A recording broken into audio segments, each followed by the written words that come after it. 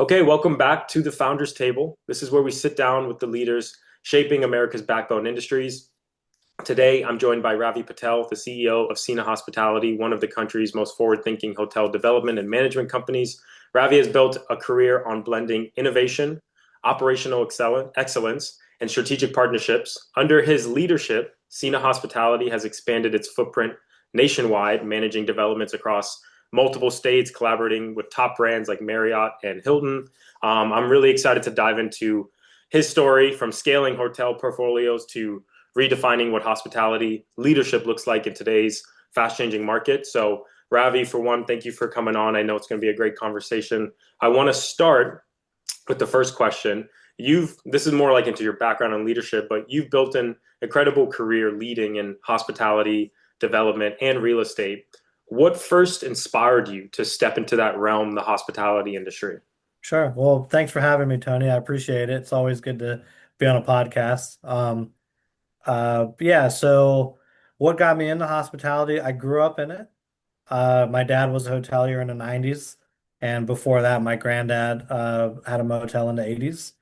And I had no desire to get into hotels. So my background is in IT. I went to Virginia Commonwealth University and I got a degree in IT. Worked in corporate America for a long time, and then I got laid off. And so I pivoted to hotels because I didn't really have a choice. It was either compete with all these people and try to find a job, but they were all very experienced people, and I was not at that particular time. And so I took a chance in hotels. I took a lot of guidance from family and tried to do the right thing and learn from them about how to be successful and what things would make you not successful. Uh, and ultimately it worked out and that's why we are where we are today. But it definitely is a life-changing event when you get laid off. So. Oh, absolutely. I'm sure unfortunately, there's a lot of people in today's world that have experienced that. You know what, I almost feel like because it is a life-changing experience, but I almost feel like sometimes not, I don't want to say this in a good or bad way, but it's helpful in some, because I've been laid off before, and being laid off pushed me into starting the businesses that I have today. And it's really like a turning point for you. So not to say it's a good thing to be laid off, but however you take it can definitely push you in a good direction. Yeah, it's all about what you make of it. I mean, a lot of people that start off as whether it's a hotel company or any different kind of industry, they look at it and they're like, well, I feel like I want to do that. It's not like I must do that. And that's the difference. If you're forced in a corner and you have to survive, you're going to do what it takes to survive. And That's that's what true. happens. That's So. true.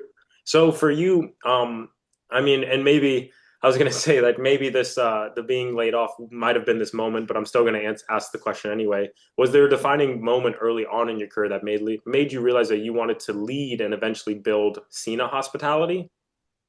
I think so. So, when we started, it was a rebrand. So my dad had a company, he had some hotels under that umbrella, and we decided we're just going to rebrand this whole thing. We're going to create SINA Hospitality and we're going to build one hotel. And so the emphasis is that you build one hotel, you've traditionally, seen other people be owner operators. So you're not going to own, you know, 20, 30, 40 hotels. You're going to own one. Hmm. You're gonna manage that. And then if you're successful, you'll build the second one or you'll acquire the second one. And what ended up happening is that we were successful, but we kept going because we saw that you could spend your time being an owner operator, or you could get a third party manager to manage your infrastructure while you continue to build hotels. So then at some point you could be the management company. And that's the approach that we took. So we tried to look at what is the value of our time and how is it best spent. And so, when I first started, had no intention of being the size that we are now. I tell people that all the time.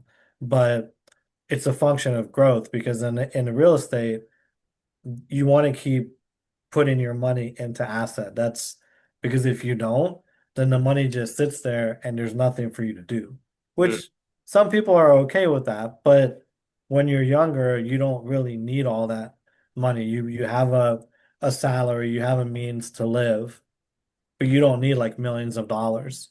So Right. what do you do with that? You put it back into business. So. Was there ever like, and this is a more spontaneous question, but especially when it comes to dealing with investing money, I feel like a lot of people obviously, and a lot of entrepreneurs too, can be scared to do that because they think about, okay, well, I just got this money. Now I'm going to go ahead and put into something else. What if I don't get it? There's always the what ifs. Did you guys have any of that? Oh, for sure, because not every hotel is successful. There's plenty of stories of people during COVID or, forget about COVID. They just picked a bad location, Hmm. and so they're losing money or the money that, they're making is not sufficient to pay the mortgage. Well, now they're having to put money out of their pocket, get another job, there's all these things. So the one thing that we learned early on is you have to be very principled in where you develop hotels, how you develop them, how much you build them for. Like there's a whole process. And so you can go on Google and you can look at where you think a hotel makes sense to build or acquire, but you have to go there. You almost have to be like the consumer and spend a night there, get a feel for the market. Is it that you're seeing that there's not a lot of hotels on the map, so you feel like it's a good place? Maybe it's really dense and you are seeing a lot of hotels. And so why do you think your hotel will work? What is the differentiator? Mm, And it's really that grassroots research that gets you further. Because if you don't do that, you can be successful, but the gamble is more, the risk is more versus you going there and trying to figure out why is this going to be successful. And you might drive around, you look on a Google map and like a mile doesn't seem that far. When you drive a mile, that's far. yeah. And you can see a lot like, does the area trail off? Is it hard to get to? Do I have to make a U-turn? Like there's all of you got to put yourself in a mindset of a consumer. I love hearing you talk about that because, and again, this is a spontaneous question. This wasn't on my sheet, but like going from the eyes of the consumer, because I feel like a lot of people, it's easy for people to think that, okay, well, companies this size, the CEOs and whatnot of the company aren't looking at it from the eyes of the consumer. So I feel like, especially for anyone listening or whatnot, it might be very refreshing just to hear that that is your guys' approach for a lot of stuff. And it's, to be honest, it makes sense. It's how we should operate everything because at the end of the day, the consumers are part of the lifeblood system of your organization. Yep. It's, oftentimes you put yourself in the shoes of a family of four, or, because that's the most common thing that you're going to see. If I'm a family of four, am I pulling off on this exit? Am I comfortable enough to stay here at night? Sometimes it's just little things like, is Yeah, the parking lot well lit? Does the hotel look nice? Are there people that are strange hanging out in the parking lot? Like all of these things matter yeah. to the consumer, Can I get gas? Can I go to a restaurant? Because you don't have to have the A location anymore. That's what Google Maps is for. All Mm, you're trying to do is validate, like, hey, I think a hotel makes sense in this particular area. But if it doesn't make sense to me, or if I don't feel like, it's an ideal situation, then you have to be principled enough to move on. right, And that's the downfall of a lot of developers, not even hotel, just real estate. You get so fixated on being like, I have to be here, but you can't answer the question of why do I need to be here? right. And that's, so yeah. No, that makes a lot of sense. So looking back, because on your leadership side of stuff, is there a leadership lesson that shaped how you operate as a CEO today? Yeah, I think as a leader, you have to show people that you are willing to put in the work just like they are. And if you do that, then they're going to work harder for you. But as a leader, you also have to delegate and you have to understand that people are going to make mistakes. And it's how you coach them through those mistakes that ultimately is going to decide if they're going to stay with you or if they're going to look for another job. Hmm. Right. So because that's very, very important. The other thing is shaping your organization culturally, like, what do you want to be known for? Do you want to be known as the people that are very flashy and go to all these expensive restaurants and do all these, things? Or do you want to be known more as a family-oriented company that, people can build a career at, Mm, or at least feel appreciated to where they feel like they could build a career with you, you know, and then not over hiring. right. There's a consensus, especially in IT, where companies are always racing to hire more people because they think if they hire more people, more work will get done. But what happens is you hire more people, and if they don't have enough work to do, now you're having to scale back, and people Yep. remember that. Like Yep. anybody that's ever gotten laid off, they remember exactly where they were, Yep. when it happened, what they were doing, because they instantly went from a paycheck to nothing. Yep. You don't always get a severance package. And Yeah. so, those are some of the things that I've learned in terms of like leadership style that are really, really important. So, No, that makes a lot of sense. And again, it's very refreshing. I think for a lot of people too, just to know that, you know, the path that you've taken, you've obviously had a lot of stuff that shape how you are today. But a lot of it is very relatable to what people are going through nowadays. Like being laid off, for example, is a great example of it because it gives you that maybe you wouldn't have that perspective if you didn't have that happen to you. But it's obviously been for the good and the better because now you can better support your own employees and your own staff with that mindset. For listeners though, just so I want to touch on like your company in itself. Like for those who may not be familiar, can you give us a quick overview of SINA Hospitality and I guess what sets your company apart in the industry? yeah, so, we are a family-owned company. We've been around since 1997. So our primary business is hotel development. And a secondary part of that is hotel management. And so our main philosophy is that we want our customers to always feel like they're in a nice hotel that's renovated, is cared, looked after. That's what we want to be known for. Um, and that translates into a lot more deals coming our way because franchises look at us and they're like, hey, these guys know what they're doing. They're putting in the money in the investment and they're making a concerted effort to, do right. Hmm. And so, for us, that's really what we try to do is always do right. And we say no more than we say yes, but that's just, that's okay. That's being principled and responsible. Right. I think it's funny that the no more than you say yes is such an important thing that you learn, especially in business a lot, that it's very important to say as no almost as much as it's important to say yes to certain opportunities. Oh, sure. Because like, a lot of people, I mean, if I look at my day and my email inbox is always flooded with, you know, great opportunities, right? You should go and develop this hotel. And it's like, okay, let's qualify it. Yeah. What makes it a great opportunity?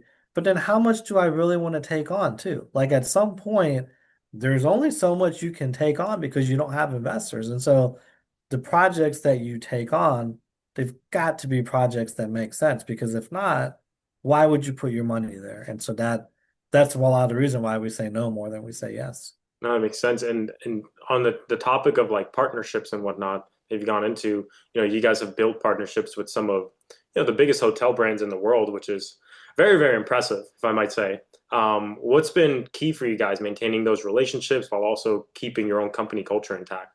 Yeah, it's hospitality is a relationship-based business, right? And these people that work in these hospitality franchises, whether they're Marriott, Hilton, Intercontinental, at the end of the day, they're people. And so it's how you treat those people that ultimately lands you the deals because there's two sides of it. You have to execute, but you also have to be open and honest and transparent in the relationship. Things are going to go great and things are going to go wrong. But it's how you deliver the message, it's how you treat the people on the other side because things are not always going to go your way. We're not the only developer, right? There are other people that build hotels that are in our markets, and that's okay. That's a function of the business, but it's how you handle that is what people really remember. If you bite their head off, they remember that, not in a good way.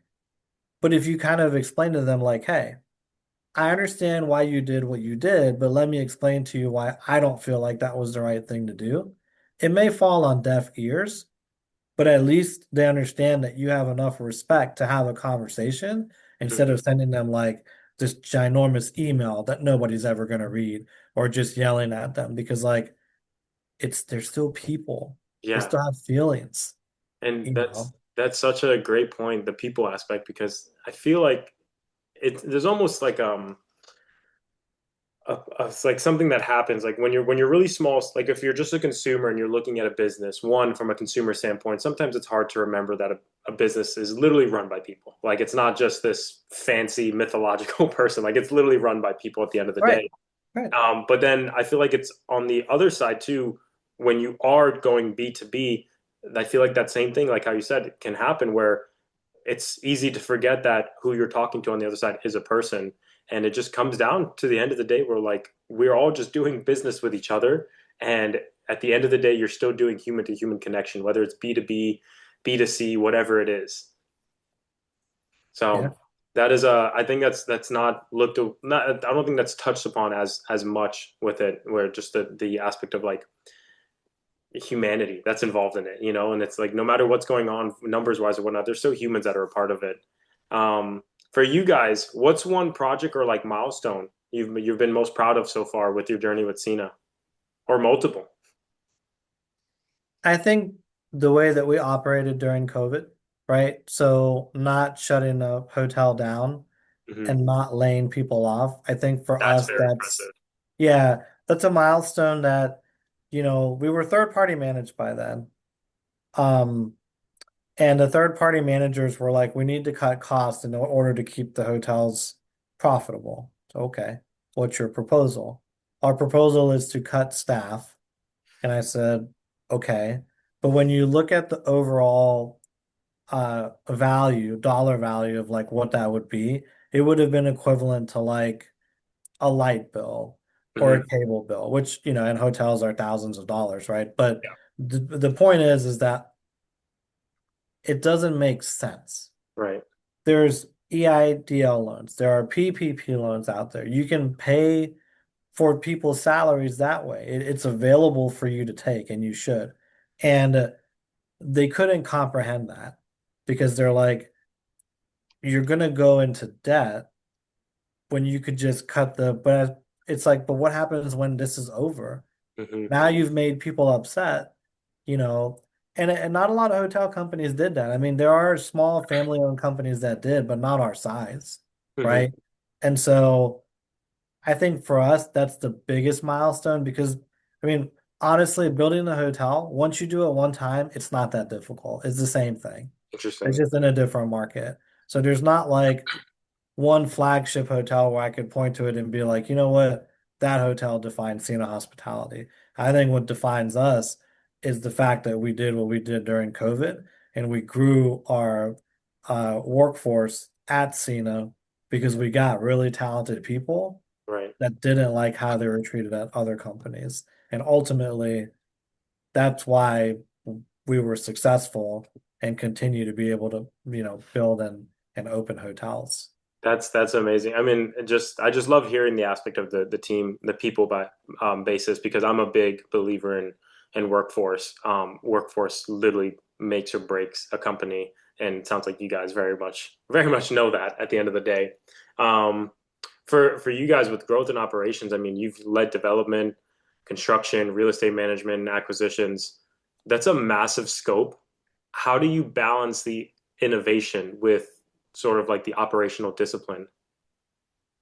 I used to be a one-man show. I would not recommend that. Number one advice for So the whole episode: don't be a one man don't be a one-man show. show. Uh, you have to learn how to delegate, and it's hard. When you're a business owner, you have to put a certain level of trust in people. And that trust means that you have to give them the room and the grace to make a mistake, like we talked about before. And so for me, it took me a long time to assemble the team, where now we have construction project managers, we have regional operations people, we have chief engineers. Like all of these people are working towards the goal of making sure that our hotels are in tip-top shape. But farming out a lot of that, even human resources and accounting, that's allowed me to really stay at the forefront of like, how are we going to innovate? What are we going to do differently on an operations side that's going to set us apart from other companies? And whether that's incentives or the way that we operate hotels or the processes that we have in place. We don't have all of these layers like a big corporate company. Mm-hmm. If there's an issue at one of our hotels, it's one of three people above property making that decision after so it's very rapid, kind of like what you would expect in IT. You're Mm-hmm. always moving at a quick pace because in hospitality, you don't have a chance to slow down. And so that's what kind of I think makes us different on that side, but it also allows me to kind of really hone in on those operational efficiencies. So, well, I want to touch on this, the aspect of just having great team members, and I'm skipping ahead a little bit, but we'll come back as well. Uh, it's important to have quality people on your team. I feel like a lot of companies struggle with that now. Like, did you guys struggle with it? If you did, how do you go about finding the quality people or making sure that they're the right fit for the role? Yeah, it's tough, right? Because people can interview which way. And they can be great on an interview and they can come into the job and just be not the best or ideal candidate that you would expect. Hmm. And there's an aspect of where you try to coach them and teach them to be like, "Hey, this is our way." And then if they still don't get it, then you've got to make an adjustment. And we've had to do that. And it's hard. It's hard to sit on the other side of the table and tell somebody like, hey, you just don't get it. Yeah. And it's better for you to go somewhere else. And once you do that a couple times, then you start asking more pointed questions during the interview and try to understand from them, like, well, have you worked in a team? If you did, what was your responsibility? How do you interact with people? Or like if X scenario happens, how do you deal with it? And you Hmm. try to gauge, how they do. And what you come to find is sometimes their answers are like, whoa, okay, well, you're not the right fit, you know. And then sometimes it's like, okay, you're really thinking about it. You're going through the process. You're trying to understand, like how to make it all work. And those are the people that you want because nobody knows all the answer. We're not asking you to have all the answer.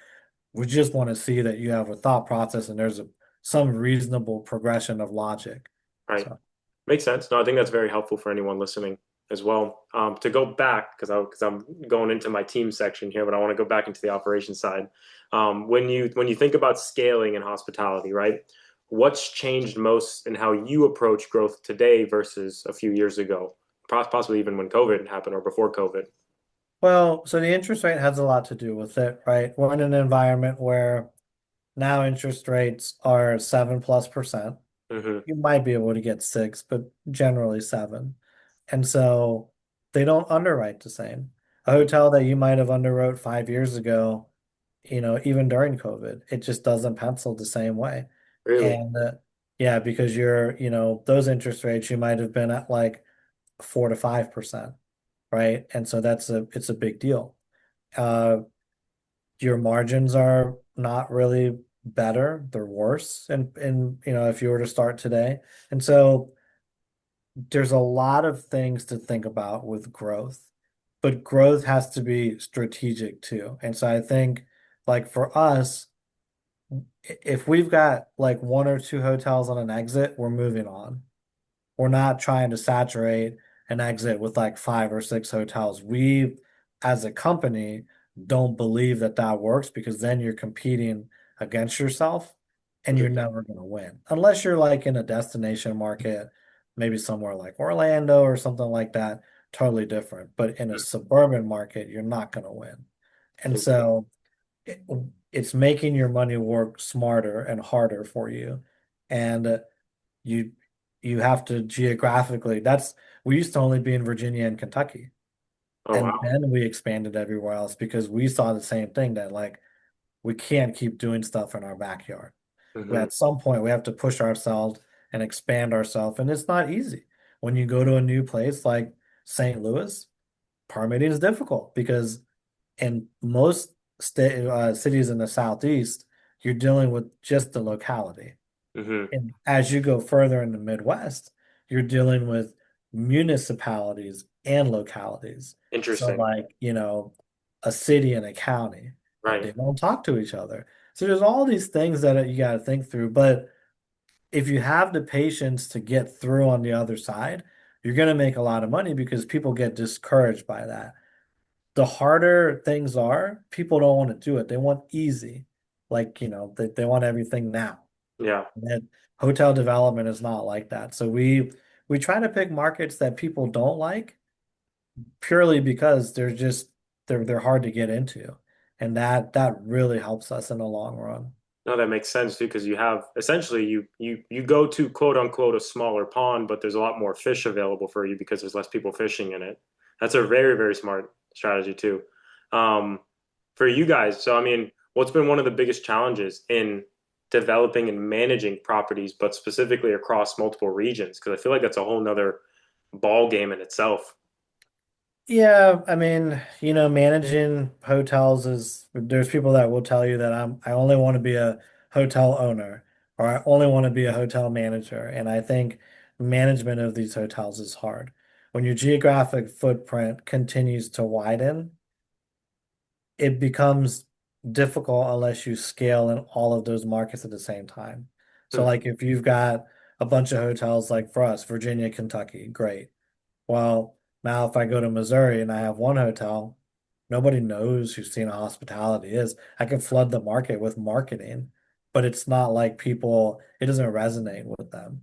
And Right. so you're having to market yourself against those other companies and say, look, this is why we perceive ourselves to be better. And retaining talent because they're farther away.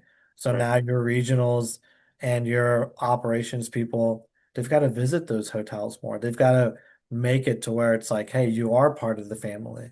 And that's the management is incredibly difficult multi-state. I was gonna say that, and it's funny because this actually segues perfect into my next section here.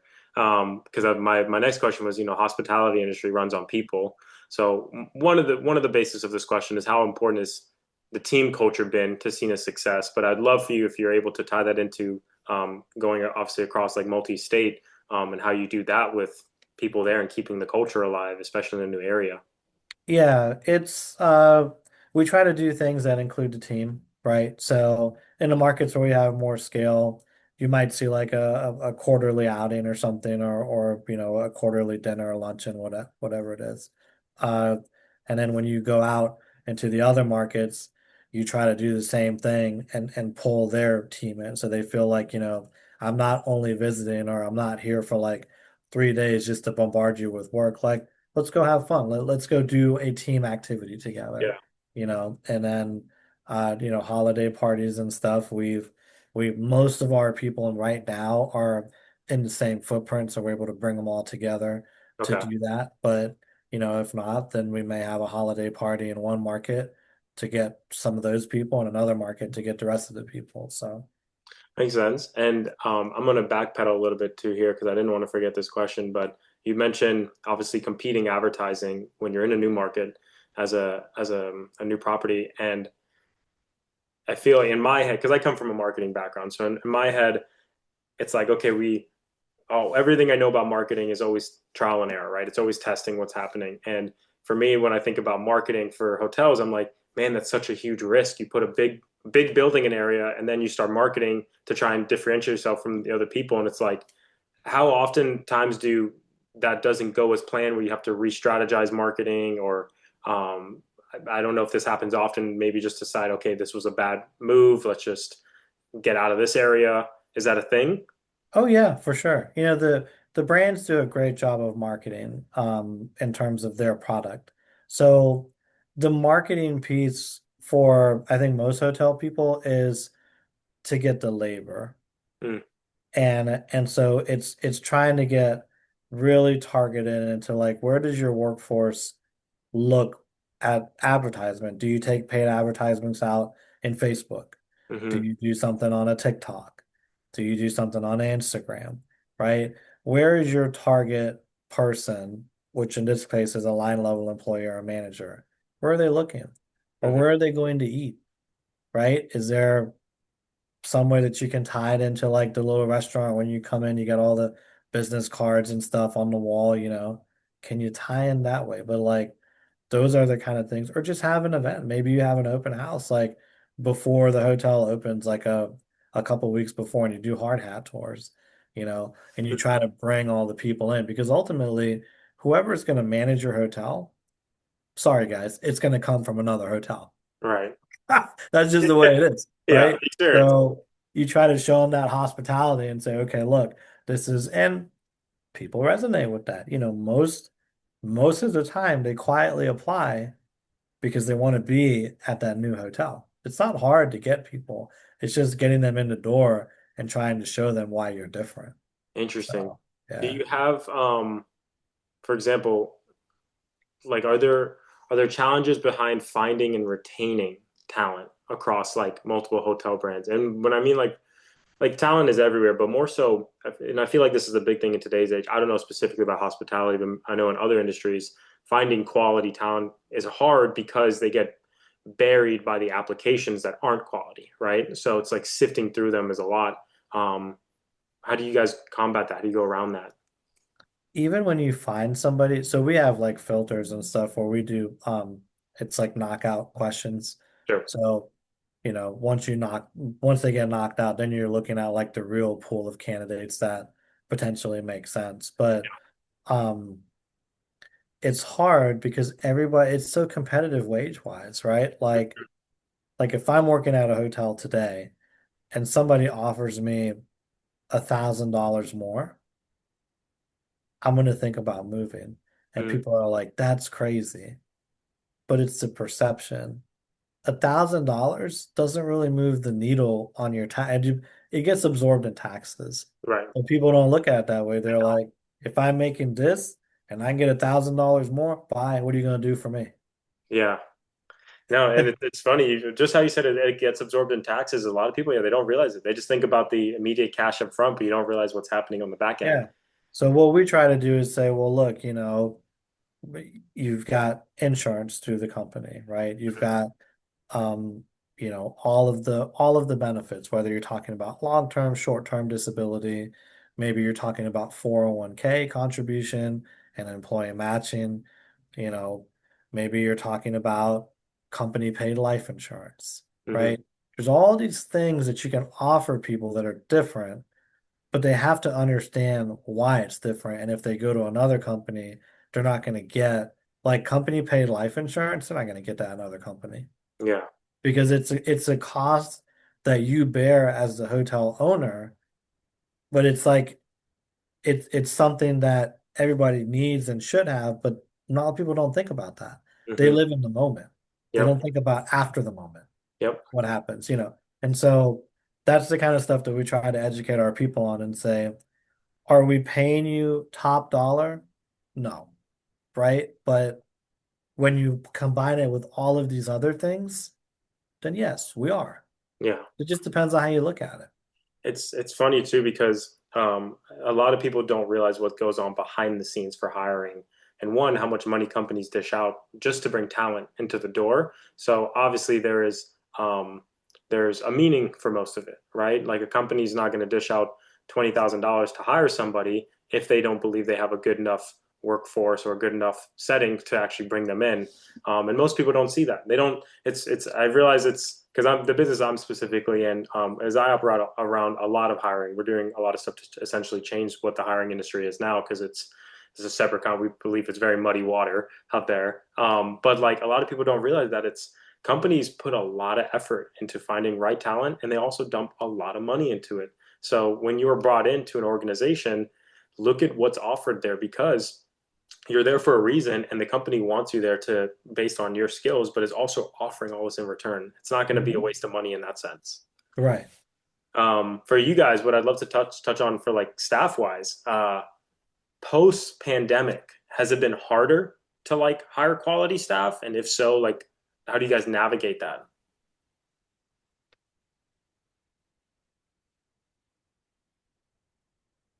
That's a good question. I'm pretty good at the questions. All right, so let's think about it. That's a almost like a two-part question. All right, so give me the first question again. So I'm gonna read it out how I have it Yeah. here. Do you find hiring quality staff has become harder post pandemic? That's the first part. Yes. Okay. And then the second part of that is how do you guys go about navigating that now? If you have, or have you thought how you've thought about potentially trying to navigate it? It's hard because like working in a hotel is not easy, right? If you're a frontline hotel associate and you're a housekeeper or a front desk person, that is not an easy job. And so it's trying to figure out everybody is in this bubble where it's like, I want more, more, and more.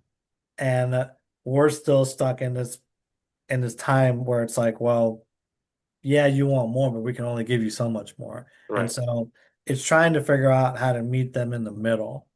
And I think the thing that's worked best for us is that people enjoy, generally, people enjoy working for us because they know that we're going to treat them fairly. And if something happens, we're going to work with them. Like these are all people that have lives, you know. There's people that have deaths in their families, so you give them bereavement leave, or there's people that, you know, have unexpected things that come up and they need to take time off. And we try to work with our people and say, look, within reason, help them. Hmm. You know, now if they're taking advantage of the system, you can figure that out quickly too. But it's trying to show up and be there as an employer when other people would be like, you know what, no, I'm not going to do this. You don't have a place here.